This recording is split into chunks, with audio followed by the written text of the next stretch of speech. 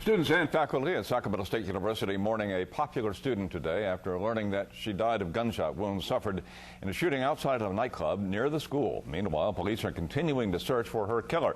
KCRA 3's David Nick is at the campus tonight. David, what's the latest there? Well, Dave, good evening. Counselors were again on campus today helping students cope with what was at first a shooting and now a homicide. Friends hugged one another for support today at Sacramento State and remembered the 20-year-old student with the magnetic laugh and dreams of being famous. She was going to be a superstar, and I know this wouldn't have been the way that she would have wanted to be remembered. Cabret Tekla was a journalism major and a junior at Sac State who loved working with her sorority sisters and listening to her idol, Beyonce. Early Wednesday morning, Tekla was at the Library nightclub on Folsom Boulevard when a fight broke out. Bouncers pushed the fighters outside, and then somebody pulled out a gun and started shooting. Tekla, who was sitting across the street in her car, was hit by a stray bullet. She was very safe, at times, overly cautious,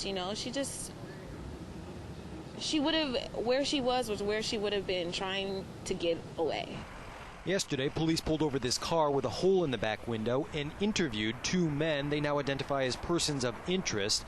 So far, though, no arrest and no word of any leads. The fact that it happened so close to the campus it's really unsettling.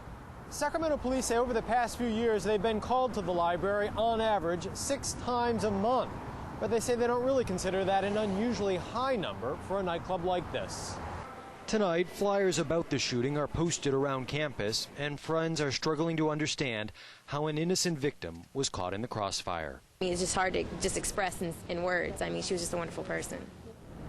Sac State says, like a lot of colleges, it has very little control over what goes on off campus, but that it does remind students that the security situation can be very different when they step beyond the college gates.